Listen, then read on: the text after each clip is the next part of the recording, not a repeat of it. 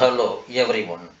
Today we are going to learn economic systems, globalism, capitalistic economy, futures of capitalistic economy, merits of capitalism, demerits of capitalism. Economic systems. Economic system refers to the manner in which individuals and institutions are connected together to carry out economic activities in a particular area. In a particular area, ஒரு குறிப்பிட்ட பகுதியில் individuals and institutions தனி நபர்களும் நிறுவனங்களும் பொருளாதார நடவடிக்கைகளை மேற்கொள்வதற்காக எடுக்கப்படும் நடவடிக்கைகளாகும். Resource management, the production of goods and services, the distribution of goods and services, consumption of goods and services. ஒரு குறிப்பிட்ட இடத்தில் மக்களையும் நிறுவனங்களையும் ஒருங்கிணைத்து வள மேலாண்மை, பொருட்கள் மற்றும் பணிகள் உற்பத்தி, பொருட்கள் மற்றும் பணிகளின் விற்பனை, பொருட்கள் மற்றும் பணிகள் நுகர்வு போன்ற பொருளாதார நடவடிக்கைகளை மேற்கொள்வதுதான் பொருளாதார அமைப்பு, economic system. It is the methodology of doing economic activities to meet the needs of the society. சமூகத்தின் தேவைகளை பூர்த்தி செய்ய பொருளாதார நடவடிக்கைகள் செய்வதற்கான வழிமுறையாகும்.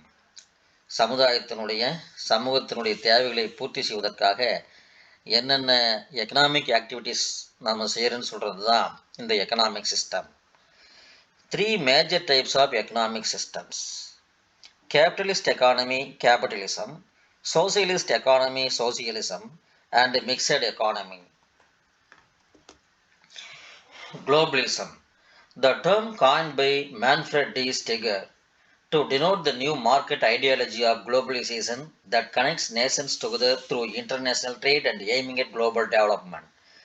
This ideology is also termed as extended capitalism. சர்வதேச வர்த்தகத்தின் மூலம் நாடுகளை ஒன்றிணைக்கும் மற்றும் உலகளாவிய வளர்ச்சியை நோக்கமாக கொண்ட உலகமயமாக்கலின் புதிய சந்தை தத்துவத்தை குறிக்க ஆஸ்திரிய நாட்டு பொருளறிஞர் மேன்ஃப்ரெட் ஸ்டிகர் உருவாக்கிய சொல். இந்த தத்துவம் விரிவாக்கப்பட்ட முதலாளித்துவம், அதாவது எக்ஸ்டெண்டட் கேபிட்டலிசம் என்றும் அழைக்கப்படுகின்றது. மேன்ஃப்ரெட் டி ஸ்டிகர் ஆஸ்திரிய நாட்டு பொருளறிஞர். இவர்தான் குளோபலிசம் என்ற இந்த கருத்தை உருவாக்கினார். Capitalism and socialism are 2 extreme and opposite approaches. Capitalism and socialism என்று சொல்லக்கூடிய இந்த 2 கருத்துக்களும் எதிரிடையானது. In capitalism there is total freedom and private ownership of means of production. Means of production, இந்த உற்பத்தி செய்யக்கூடிய வழிமுறைகள் எல்லாம் கேபிட்டலிசத்தை பொறுத்தவரையில் டோட்டல் ஃப்ரீடம், முழுமையான சுதந்திரமும், பிரைவேட் ஓனர்ஷிப், உரிமை தனியாரிடமும் இருக்கும். கேபிட்டலிஸ்டை பொறுத்தவரையில் டோட்டல் ஃப்ரீடம், பிரைவேட் ஓனர்ஷிப், இந்த உற்பத்தி சாதனங்கள் நிலைமை இருக்கும். இன் socialism there is no freedom for private and there is public ownership of means of production. சோசியலிசத்தை பொறுத்தவரையில் no freedom for private, தனியார்களுக்கு எந்த உரிமையும் கிடையாது. there is public ownership of means of production, இந்த மீன்ஸ் ஆஃப் ப்ரொடக்ஷன், உற்பத்தி வழிமுறைகள் எல்லாம் அரசாங்கத்திடமே இருக்கும்.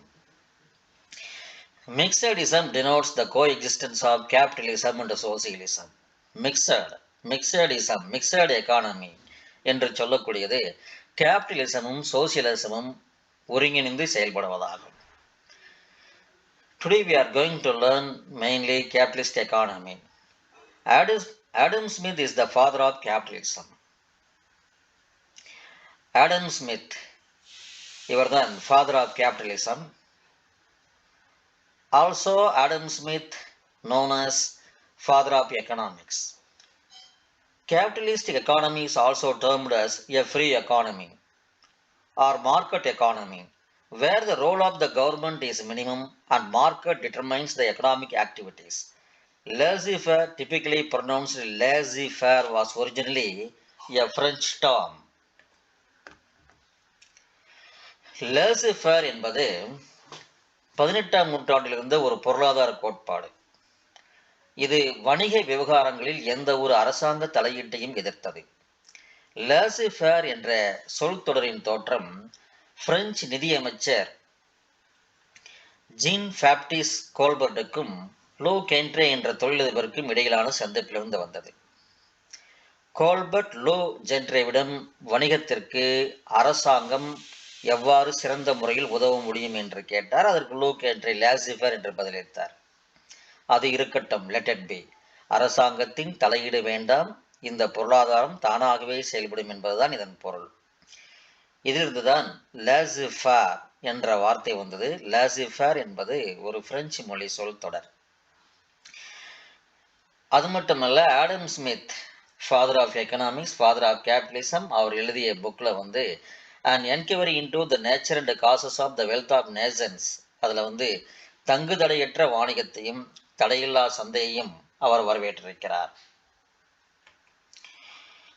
The means of production in a capitalist economy are privately owned. இந்த சந்தை பொருளாதாரத்தின் செயல்பாடு பண்டங்கள் மற்றும் பணிகளின் தேவை மற்றும் அளிப்பு சக்திகளால் தீர்மானிக்கப்படுவதால் அரசாங்கத்தின் பங்கு குறைவாகவும் சந்தையின் பங்கு அதிகமாகவும் இருக்கும். இந்த முதலாளித்துவத்தில் அரசாங்கத்தின் பங்கு குறைவாக இருக்கும், அதே நேரத்தில் சந்தையின் பங்கு அதிகமாக இருக்கும். ஏனென்று சொன்னால், இங்கு இரண்டு சக்திகள் இந்த பொருளாதாரத்தில் செயல்படுகின்றன, தேவை மற்றும் அளிப்பு. இவைகள்தான் சந்தை சக்திகளை தீர்மானிக்கின்றன. Manufacturers produce goods and services with profit motive. Manufacturers, உற்பத்தியாளர்கள் கூட்ஸ் அண்ட் சர்வீசஸ் லாப நோக்கத்துக்காக, ப்ராஃபிட் மோட்டிவ்காக மட்டும்தான் தயாரிப்பாங்க. The private individual has the freedom to undertake any occupation and develop any skill. The private individual, தனிப்பட்ட மனிதர்கள் எந்த தொழிலை வேண்டுமானாலும் ஏற்று நடத்தலாம், அவர்களுக்கு முழு சுதந்திரம் உண்டு. Examples for the capitalist economy: the USA, Germany, Australia and Japan. இவைகளெல்லாம் best example for capitalist economies. In our textbook, மேற்கு ஜெர்மனி, ஈஸ்ட் ஜெர்மனி என்று உதாரணத்துக்கு எக்ஸாம்பிள் கொடுத்துருக்காங்க. இந்த east Germany and west Germany 1990 ஒரே நாடாக யூனிஃபை ஆகிடுச்சு. அதனால் நாம் ஜெர்மனி அப்படின்னே எடுத்துக்கலாம். However, they do undertake large social welfare measures to safeguard the downtrodden people from the market forces. இந்த மார்க்கெட் ஃபோர்ஸஸ்லேருந்து டவுன்ட்ரோடன் பீப்புள், வாழ்க்கையின் அடிமட்டத்தில் கீழ்நிலையில் இருக்கக்கூடிய மக்களுக்காக சில சோசியல் வெல்ஃபேர் மெஷர்ஸும் எடுத்துக்கிறாங்க. Features of capitalist economy. இந்த கேபிட்டலிஸ்ட் எக்கானமியினுடைய கேரக்டர்ஸ் என்னென்ன அப்படின்னு பார்த்தோம்னு சொன்னால், private ownership of property and law of inheritance. Private ownership of property, சொத்துக்களை தனியார் வைத்துக் கொள்ளலாம். and law of inheritance, பரம்பரையாக சொத்துக்களை மாற்றிக்கொள்ளலாம். The basic feature of capitalism is that all resources, namely land, capital, machines, mines, etc., are owned by private individuals. Basic feature of capitalism என்னன்னு சொன்னால், எல்லா ரிசோர்ஸஸுமே, லேண்ட், கேபிட்டல், மெஷின்ஸ், மைன்ஸ், இது எல்லாமே private கையில், ப்ரைவேட் இண்டிவிஜுவல்ஸ் கையில் தான் இருக்கும். The owner has the right to own, keep, sell or use these resources according to his will. இந்த சொத்துக்களை வைத்திருக்கக்கூடிய உரிமையாளர் இவைகளை வைத்துக் கொள்ளலாம், பாதுகாத்து கொள்ளலாம், விற்பனை செய்து கொள்ளலாம், இல்லை சொந்த பயன்பாட்டுக்கு கூட வைத்துக் கொள்ளலாம். The property can be transferred to heirs after death. அவர் இறந்த பிறகு தன்னுடைய சொத்துக்களை தன்னுடைய வாரிசுகளுக்கு மாற்றிக்கொள்ளலாம். Freedom of choice and enterprise. Each individual is free to carry out any occupation or trade at any place and produce any commodity. எந்த ஒரு தனிநபரும் எந்த தொழிலையும் எந்த இடத்திலும் ஆரம்பித்துக் கொள்ளலாம், எப்படிப்பட்ட பொருள்களையும் அவர்கள் உற்பத்தி செய்து கொள்ளலாம். Similarly, consumers are free to buy any commodity as per their choice. அதே மாதிரி கன்சியூமர்ஸ் அவங்களுக்கு எந்த பொருள் பிடித்திருக்குதோ அதை அவர்கள் அவர்களுடைய விருப்பத்துக்கு ஏற்ப தெரிவு செய்து கொள்ளலாம். Profit is driving force behind all economic activities in a capitalist economy. Capitalist economy driving force என்னன்னு சொல்லி பார்த்தோம்னா profit. Each individual and organization produce only those goods which ensure high profit. தனி நபராகட்டும் இல்லை ஆர்கனைசேஷன் ஆகட்டும் அவர்கள் அதிகமான லாபம் தரக்கூடிய பொருட்களை மட்டும்தான் உற்பத்தி செய்வார்கள். Advance technology, division of labour and specialisation are followed. இவங்க நல்ல அட்வான்ஸ் டெக்னாலஜியை பயன்படுத்துகிறாங்க, டிவிஷன் ஆஃப் லேபர் இருக்குது, ஸ்பெஷலைசேஷன் இருக்குது. இதனால் அதிகமான லாபத்தை சம்பாதிக்க முடியும். The golden rule for a producer under capitalism is to maximise profit. இந்த கேபிட்டலிசத்தினுடைய கோல்டன் ரூல், தங்க விதி, மேக்சிமம் ப்ராஃபிட், அதிகபட்சமான லாபத்தை எடுத்தல். Free competition. There is free competition in both product and factor market. Factor மார்க்கெட்டிலும் ப்ராடக்ட் மார்க்கெட்டிலும் ஒரு சுதந்திரமான போட்டி இருக்கிறது. பொருட்கள் சந்தை என்பது இறுதிநிலை பொருட்கள் அல்லது பணிகள் வர்த்தகம் செய்யப்படும் பொருளாதார சந்தையாகும். இந்த ப்ராடக்ட் மார்க்கெட் என்பது இறுதிநிலை பொருட்கள், ஃபினிஷ்டு கூட்ஸ் ஆர் சர்வீசஸ், இவைகளை வர்த்தகம் செய்யப்படும் பொருளாதார சந்தைதான் ப்ராடக்ட் மார்க்கெட். ஃபேக்டர் மார்க்கெட் என்பது பொருள்கள் அல்லது சேவைகள் உற்பத்தி செய்வதற்கு வணிகங்கள் தங்களுக்கு தேவையானதை வாங்க, வாடகைக்கு அல்லது வாடகைக்கு எடுக்க பயன்படுத்தும் அனைத்து வளங்களும் இந்த ஃபேக்டர் மார்க்கெட் ஆகும். The government or any authority cannot prevent firms from buying or selling in the market. The government or any authority, அரசாங்கமோ அல்லது வேறு எந்த ஒரு அதிகார அமைப்போ விற்பதிலும் வாங்குவதிலும் தலையிடுவது கிடையாது. There is competition between buyers and sellers. வாங்குபவர்களுக்கும் விற்பவர்களுக்கும் இடையேதான் இங்கு போட்டி. முதலாளித்துவ பொருளாதாரத்தில் பையர்ஸ் அண்ட் செல்லர்ஸ் இவங்க 2 பேருக்கு மத்தியில தான் போட்டி. விற்பனையாளர்களிடையேயான போட்டி செலவுகள் மற்றும் விலைகளை குறைக்கிறது. மேலும் நுகர்வோர் விரும்பும் மற்றும் வாங்கக்கூடியவற்றில் அதிகமானவற்றை உற்பத்தி செய்ய தயாரிப்பாளர்களை ஊக்குவிக்கிறது. வாங்குபவர்களிடையே உள்ள போட்டி விலைகளை அதிகரிக்கிறது. Price mechanism. Price mechanism is the heart of any capitalist economy. எந்த ஒரு கேபிட்டலிஸ்ட் எக்கானமியினுடைய நிலைமையை பார்த்தோம் என்றால் அதனுடைய ஹார்ட், இதயமாக இருக்கக்கூடியது பிரைஸ் மெக்கானிசம். இந்த பிரைஸ் மெக்கானிசம் தமிழில் விலை இயங்குமுறைன்னு சொல்லுவாங்க. இதுதான் இந்த முதலாளித்துவ பொருளாதாரத்தின் இதயம். All economic activities are regulated through price mechanism. That is market forces of demand and supply. விலை இயங்கு முறையானது, இந்த பிரைஸ் மெக்கானிசம் தேவை மற்றும் அளிப்பு, டிமாண்ட் அண்ட் சப்ளை சக்திகளினால்தான் விலைகளையும் அதில் ஏற்படும் மாற்றங்களையும் தீர்மானிக்கும் அமைப்பை குறிக்கிறது. இந்த பிரைஸ் மெக்கானிசம் என்பது தேவை மற்றும் அளிப்பு சக்திகள் பொருட்களின் விலைகளையும் அதில் ஏற்படும் மாற்றங்களையும் டிட்டர்மைன் செய்கிறது. Role of government. As the price mechanism regulates economic activity, the government has a limited role in a capitalist economy. Economic activity regulate பண்ணுறது பிரைஸ் மெக்கானிசம். அதனால் கவர்மெண்ட்டுக்கு அதிகமான வேலை கிடையாது. The government provides basic services such as defense, public health, education. அரசாங்கத்தினுடைய பணிகள் எல்லாம் defence, பாதுகாப்பு, பப்ளிக் ஹெல்த், எஜுகேஷன் இவைகளோடு இருக்கிறது. Inequalities of income. A capitalist society is divided into 2 classes. Haves, that is those who own property, and have-nots who do not own property and work for the living. இந்த capitalist எக்கானமியில் 2 classes இருக்காங்க. ஒன்று ஹாவ்ஸ், அதாவது பணம் படைத்தவர்கள். ரெண்டாவது have-nots, அதாவது பணம் இல்லாதவர்கள். ஏழைகளும் பணக்காரர்களும் இருக்கிறார்கள். The outcome of this situation is that the rich become richer and poor becomes poorer. இதன் முக்கியமான தாக்கம் என்னவென்றால் பணக்காரர்கள் பணக்காரர்களாகவும் ஏழைகள் ஏழைகளாகவே இருந்து கொண்டிருக்கிறார்கள். Here economic inequality goes on increasing. இங்கே எக்கனாமிக்ஸ் ஒரு ஈக்குவலாக கிடையாது, ஈக்குவாலிட்டியாக கிடையாது, அது இன்ஈக்குவாலிட்டியாக இருக்குது. அதுக்கு முக்கியமான ஒரு காரணமாக சொல்கிறாங்க இந்த கேபிட்டலிஸ்ட் எக்கானமியில். Merits of capitalism. சரி, இந்த கேபிட்டலிஸ்டினுடைய நன்மைகள் என்னென்ன? Without any government intervention the economy works automatically. Government intervention, தலையீடு தேவையே இல்லை, இந்த எக்கானமி ஆட்டோமேட்டிக்காக தானாகவே ஒர்க் ஆகிட்டு இருக்கும். எஃபிஷியன்ட் யூஸ் ஆஃப் ரிசோர்சஸ், இருக்கக்கூடிய வளங்களை திறமையாக பயன்படுத்துதல்.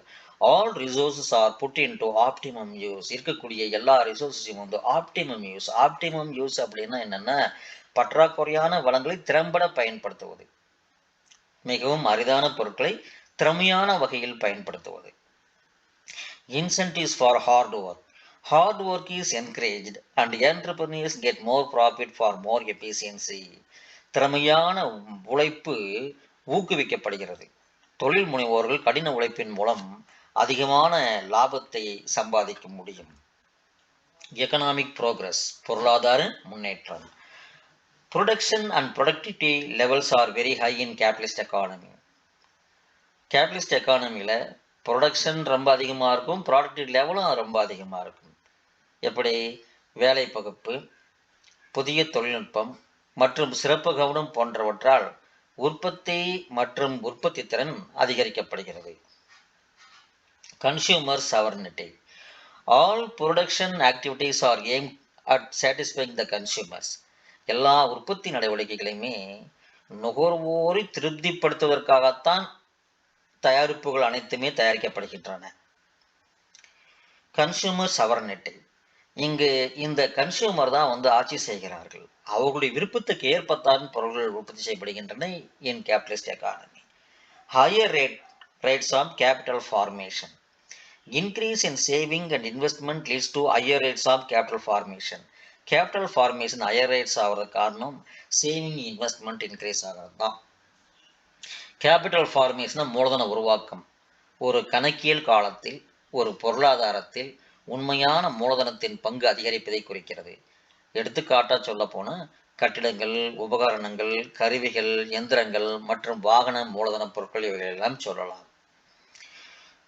Development of new technology. As profit is aimed at, producers invest on new technology and produce quality of goods. Demerits of capitalism. இந்த கேபிட்டலிஸ்டில் காணப்படக்கூடிய முதலாளித்துவ பொருளாதாரத்தினுடைய குறைபாடுகள். Concentration of wealth and income. Capitalism causes concentration of wealth and income in a few hands and thereby increase inequalities of income. நாம் ஏற்கனவே பார்த்ததை போல இங்கே வெல்த் அண்ட் இன்கம் எல்லாம் ஒரு சிலருடைய கையிலே இருப்பதனால் இங்கு இன்இக்வாலிட்டிஸ் இருக்கிறது. ஒரு சமனற்ற நிலை இங்கே காணப்படுகிறது. Wastage of resources. வளங்கள் வீணாக்கப்படுதல். Large amount of resources are wasted and competitive advertising and duplication of products. வீணான விளம்பரங்களுக்கும் டூப்ளிகேட் போலியான பொருட்களுக்கும் ஏராளமாக வளங்கள் வீணாக்கப்படுகின்றன. Class struggle. Capitalism leads to class struggle as it divides the society into capitalists and workers. இந்த கேபிட்டலிஸ்ட் எக்கானமியில் பீப்புளை வந்து கேபிட்டலிஸ்ட் ஒர்க்கர்ஸ் அப்படின்னு பிரிக்கிறதுனால இந்த கிளாஸ் ஸ்ட்ரகிள், சமூக போராட்டம், வர்க்க போராட்டம் உருவாக காரணமாக இருக்கிறது. இந்த கிளாஸ் ஸ்ட்ரகிளுக்கு மெயின் காரணம் என்னென்னா, சமூகத்தில் பொருளாதார நலன்கள் மற்றும் ஆசைகள் காரணமாக சமூகத்தில் நிலவும் பதற்றம் அல்லது விரோதம்தான் class struggle. Business cycle. Free market system leads to frequent violent economic fluctuations and crisis. இந்த மார்க்கெட் சிஸ்டத்தில் அடிக்கடி எக்கனாமிக் ஃப்ளக்சுவேஷன்ஸ், ஏற்ற இறக்கங்களும், கிரைசஸ், பேரிடர்களும் இருக்கும். தடையில்லா சந்தை முறை என்பது அரசாங்கத்தின் தலையீடு இல்லாமல் தேவை மற்றும் அளிப்பு விதிகள் பொருளாதார அமைப்பிற்கான ஒரே அடிப்படையை வழங்குவது. இது பொருளாதார ஏற்றத்தாழ்வுகளுக்கும் பல்வேறு நெருக்கடிகளுக்கும் கொண்டு சென்று வாணிப சூழ்நிலைக்கு தள்ளப்படுகிறது. Production of non essential goods. Even the harmful goods are produced if there is possibility to make profit. லாபம் வரணும்னு சொன்னால் நல்ல நன்மை பயக்கக்கூடிய பொருள்கள் மட்டுமல்ல, தீமை பயக்கக்கூடிய பொருள்களையும் இங்கே முதலாளித்துவத்தில் உற்பத்தி செய்வார்கள். உடலுக்கு அதிக தீங்கு விளைவிக்கும் குளிர்பானங்கள், பலரசங்கள், மதுபானங்கள் போன்றவை லாபத்துக்காக தயாரிக்கப்படுகின்றன. இதுவரையில் முதலாளித்துவம் கேபிட்டலிசம் பற்றி நாம் படித்தோம். இந்த கேபிட்டலிஸ்டில் நீங்கள் எந்த அளவுக்கு புரிஞ்சிருக்கீங்க அப்படின்றத நாம் இப்போ டெஸ்ட் பண்ணலாம். The manner in which individuals and institutions are connected together to carry out economic activities in a particular area refers to economic system. Who coined the term globalism? Manfred D. Stiger. Manfred D. Stiger's ideology is also termed as extended capitalism. The coexistence of capitalism and socialism denotes mixedism. The father of capitalism, Adam Smith. Dash is the driving force behind all economic activities in a capitalist economy. Profit. The golden rule for a producer under capitalism is maximum profit. Dash is the heart of any capitalist economy. Price mechanism. Frequent violent economic fluctuations and crises arises in capitalism. Two extreme and opposite approaches, capitalism and socialism. Two classes, a capitalist society. Two classes in a capitalist society, haves and have-nots. Business cycle is common in capitalist economy. Thank you very much for your listening.